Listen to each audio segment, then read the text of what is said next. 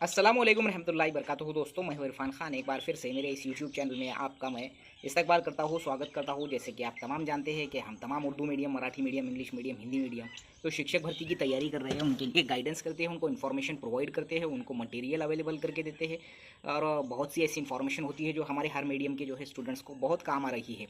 हमारा जो चैनल है खुसूसन जो है बाइलिंगुअल, हम बाइलिंगुअल बात करने की कोशिश करते हैं, जिसमें मराठी और हिंदी मिक्स होता है। लेकिन ज़्यादातर जो है प्रमाण हमारा हिंदी में होता है। जहाँ ज़रूरत होती है मैं मराठी मीडियम वालों को वहाँ मराठी में भी बोल कर बताता हूँ। जैसा कि मेरे पिछले 2 वीडियो को आपका बहुत अच्छा रिस्पांस आया, उसके लिए मेरे दिल की गहराइयों से आपका बहुत बहुत शुक्रिया। मेरा जो भी सब्सक्राइबर जो इंक्रीज़ हो रहे हैं वो, या मेरा चैनल जो भी ग्रो हो रहा है, वो सिर्फ़ और सिर्फ उसका ज़रिया अल्लाह के करम से आप लोग हैं। आप लोगों की ही वजह से वो चैनल जो है ग्रो हो रहा है। आपकी दुआओं की वजह से बहुत सी जो मेरी मसाइल जो है अल्लाह हल भी कर देगा। ऐसे ही दुआएं देते रहिए, ऐसे ही जो है आप चैनल को सब ग्रो करने में मदद कीजिए और सब्सक्राइब और शेयर ज़रूर कीजिए, ताकि लोगों को भी इसका जो है फ़ायदा हो सके। हमारे चैनल के ज़रिए हम सीधी और सटीक बातें और साफ़ और सीधी बातें रखते हैं। कि जो भी मुद्दा है उस पर आने की हम जल्दी कोशिश करते हैं। अभी भी हम लोग जो है 1.5 मिनट जो है लेट हो चुके हैं, तो मैं मुद्दे की बात पर आता हूँ कि आज के इस वीडियो के ज़रिए मैं 2-3 चीज़ों को आपको क्लियर करने की कोशिश करूँगा। जैसा कि आपके कानों पर ये बात आई होंगी, ये बात जो है पिछले 6 महीने से चल रही थी शासन के दिमाग में, जो कि एक मेरे हिसाब से बहुत बड़ी एक नाइंसाफ़ी है। इसको मेरे बोलने को जो है ज़्यादा टेंशन लेने की ज़रूरत नहीं है। मैं जिस तरीके से बोल रहा हूँ, नाइंसाफ़ी कैसी है मैं वो भी बताऊँगा। कि एक ऐसा निर्णय लिया गया है, जो गवर्नमेंट स्कूलें जो है पट की वजह से जो है बंद हो रही थी, ज़िला परिषद स्कूलें, तो उसको परमानेंटली बंद करने का एक दौर में जो है निर्णय लिया गया था। लेकिन इस सरकार में उसका एक ऑप्शन चुना गया है। वो ऑप्शन ऐसा है कि जो रिटायर्ड टीचर है, जो ज़िला परिषदों से जो रिटायर्ड हो चुके हैं, उनके जो है रिटायर्ड टीचरों को जो है पुनर्नियुक्ति देकर उनको जो है जिसको हम बोलेंगे शिक्षक सारथी बोलकर, ऐसा एक उनको नाम लकब देकर उनको एक पेमेंट देकर जो है वापस से लिया जा रहा है। जो 10 पट के स्कूल या 20 पट की स्कूल जो बंद हो चुकी होने के कगार पर है, और जो एकदम वेंटिलेटर्स पर ज़िला परिषद की स्कूलें हैं महाराष्ट्र में, उसको नियर अबाउट 2.5 करोड़ के आसपास जो है स्टूडेंट्स जो है ज़िला परिषद स्कूलों में, या गवर्नमेंट या जो भी प्राइवेट के प्राइमरी से नगर पालिका, महानगर पालिका, गवर्नमेंट के, यहाँ पर बच्चे जो है तालीम हासिल करते हैं 6 से 14 साल के महाराष्ट्र में। जिसमें कई ऐसी कई ज़िलों में ज़िला परिषद की स्कूलों की हालत जो है वेंटिलेटर्स पर है, जो कि एकदम बंद होने के कगार पर है। तो इसका एक क्या इलाज किया जाए कि इसको परमानेंटली बंद ना करके उसके लिए जो है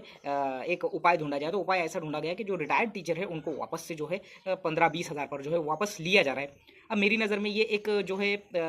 मैं दो तरफ से बात करूँ, अगर मैं दोनों बातों को मैं न्यूट्रल रखकर अगर बात करूँ, मैं अगर शासन की बात करूँ मैं, तो तुमको दिखने में वो सामने ऐसा लग रहा है कि जो चीज़ है जो फ्रेशर्स के लिए घातक है, बिल्कुल ये फ्रेशर्स के लिए घातक है। क्योंकि जब वहाँ फ्रेशर्स जाएंगे तो फ़ायदा होगा, लेकिन मैं बाद में इसकी खुलासा भी बताऊंगा। अब जब ये बंद होती है तो इसमें अपना ज़्यादा नुकसान है, इसमें ये बात साफ है, क्लियर है। ये पूरी परमानेंटली बंद हो जाती है तो वहाँ की जगह जो है, जो भी जहाँ जहाँ ये होंगी, वो लॉक जब लग जाएगा तो उसका दूसरी स्कूल में समायोजन हो जाएगा, तो वो स्कूल एक बंद हो जाएंगी। तो बंद के बजाय उन्होंने लिया फैसला कि भाई हम एक रिटायर्ड टीचर्स को लेंगे। अब वो रिटायर्ड टीचर्स का क्या मामला है कि गवर्नमेंट के ये कुछ दिनों पहले आयुक्त साहब की जो है इस शिक्षण विभाग के मंत्रालय में जब मीटिंग हुई, तो इसमें केसरकर साहब से, तो उसमें ये बात रखी गई। तो उसमें क्लस्टर स्कूल बोलकर एक नया जो है चीज़ लाई गई, यानी कि नई संकल्पना लाई गई, एक नया मुद्दा लाया गया, क्लस्टर स्कूल। क्लस्टर कहते हैं केंद्र को, जैसा कि बहुत सी स्कूलें मिलकर एक केंद्र बनता है ना, बहुत से केंद्र मिलकर एक बीट बनता है, बहुत से बीट मिलकर एक पंचायत समिति बनती है। एक पंचायत समिति में कई सारे बीट होते हैं, कई सारे बीट्स में जो है कई सारे केंद्र होते हैं, और कई सारे केंद्रों में कई सारी स्कूलें होती है।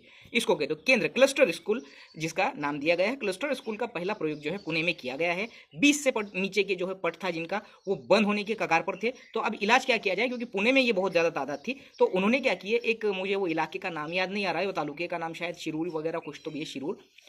वहां पर उन्होंने ये 20 फुट के नीचे के जो स्कूलें बंद हो रही थी उसको क्या किए, पूरी स्कूलों को जो है बंद करके एक बड़ी स्कूल बनाई, यानी कि 6 स्कूल या 7 स्कूलें जो बंद हो रही थी उनको बंद कर दिए। उसी की एक बड़ी बिल्डिंग बनाकर, बड़ा सा जो है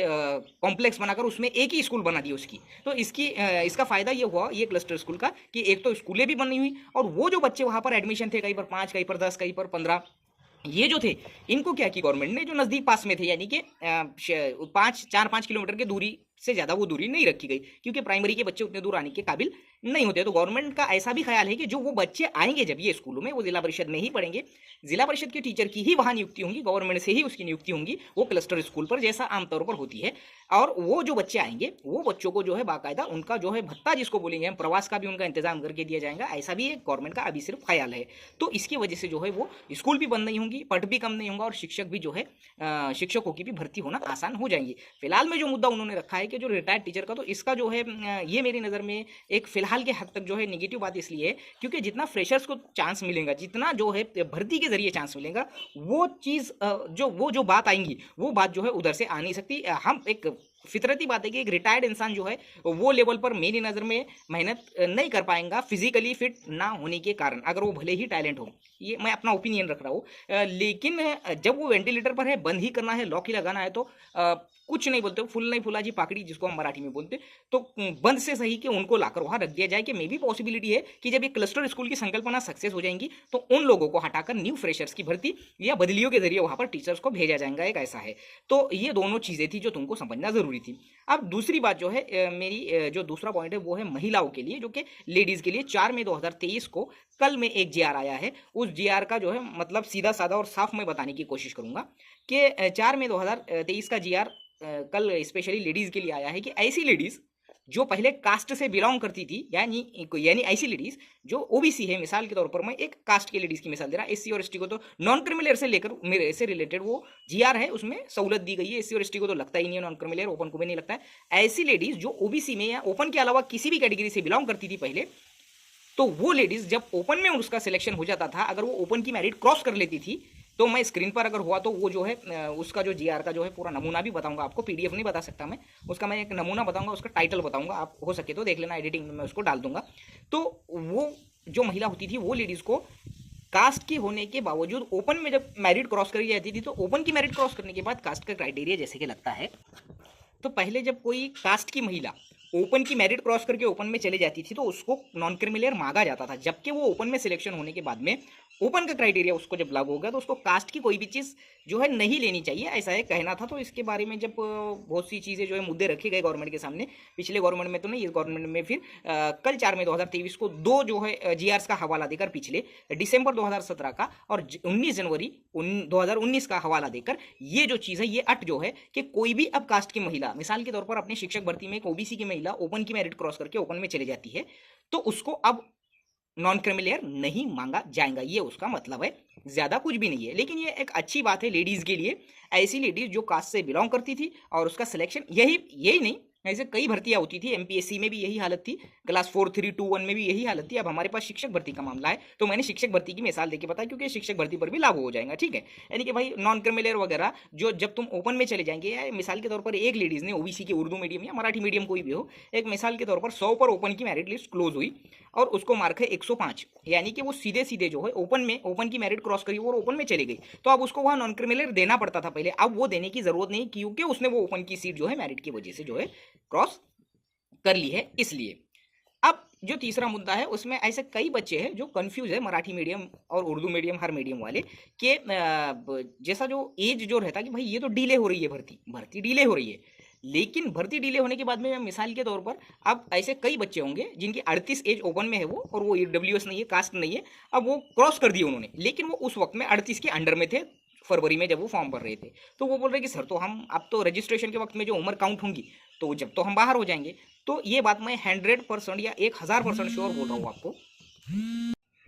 तो ये बात मैं 1000% श्योर हूँ कि आपने फरवरी में फॉर्म भरा था और वही जो है आपकी एज काउंट की जाएंगी, भले ही खुदा ना खास्ता ये भर्ती कितनी भी लम जाए। जैसा कि 2017 के नवंबर में जिन्होंने फॉर्म भरे थे उस वक्त में जब वो 38 के थे और आज वो कितने के हो गए, फिर